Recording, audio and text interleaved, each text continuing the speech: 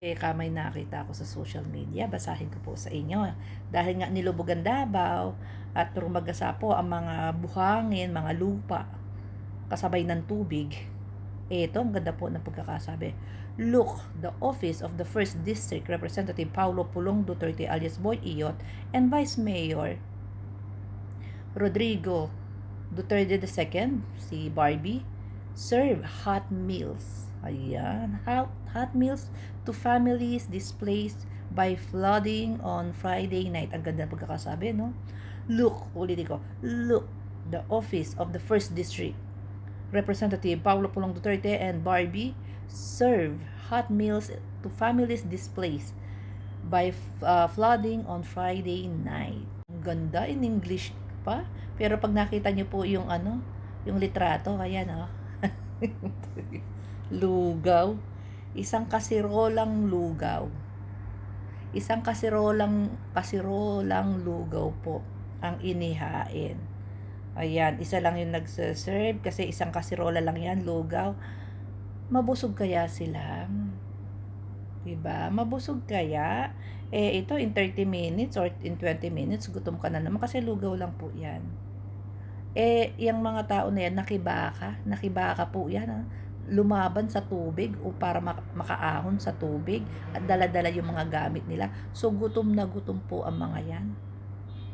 Okay lang sana yung lugaw, pero sana may kasunod. Hindi kakayanin. Lugaw, ang liit-liit niyan. Yan? Tapos, hindi pa pwedeng, dumoble. Hindi pwedeng mag-repeat. Diba?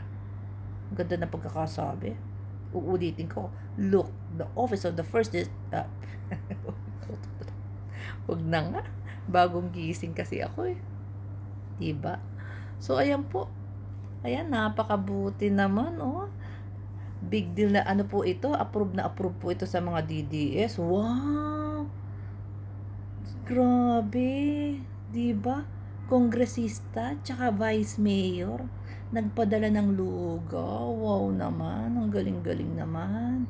Diba? Yan ang mga DDS. Ang galing-galing naman. Ang kongresista tsaka vice mayor nagpadala ng lugaw. Hot meal. Hot meals. Diba? Galing. Hot meals. Lugaw lang yung nakikita ko rito. Isang kasirola. Ang grabe, Napakaswerte naman talaga ng mga Davaoenyo. Oo. Hindi kaya nila naiisip bakit sila nilubog. Bakit sila taon-taon na lang binabaha sila, nilulubog sila, nasa evacuation center sila. Taon-taon na lang ulit-ulit ang istorya. Bakit? Ninakaw yung budget, sabi ng mga DDS.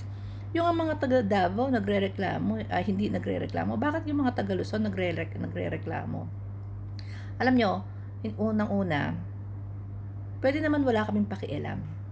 Pero syempre tayo yung mga human, no? Hindi naman kami kagaya ng mga DDS na pinapanalangin talaga nila yung mga kasamaan. Syempre naaawa kami dun sa mga bata, doon sa mga senior citizen, di ba? Na dapat hindi na nararanasan itong paulit-ulit na ganito. May concern kami, syempre. Hindi naman kami kagaya ninyo. Lumalaban kami sa korupsyon. Hindi kami lumalaban para sa isang politiko. Lumalaban kami sa buong korupsyon. At ang pangalawa, sabihin, let's say wala kaming pakialam, pero ang pinakikialaman kasi namin dito, yung pondo na kinuha from national budget. Okay?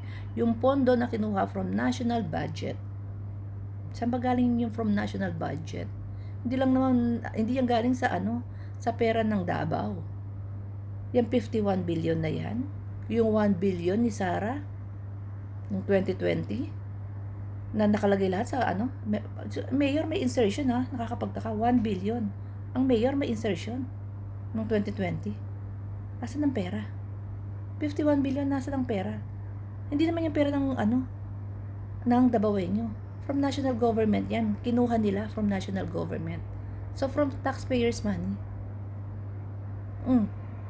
Si Barbie. So, hindi po dito yung nakikialam kami sa Davao. Hinahabol namin yung pera sa napunta Hinahabol namin, hinahanap namin. Gusto namin mabawi. Pero, nilulustay na yata sa Europe. Yung isa nasa Spain. Nagdi-disco, nagka-clubbing. O yung isa nag-Europe tour. 'Di ba?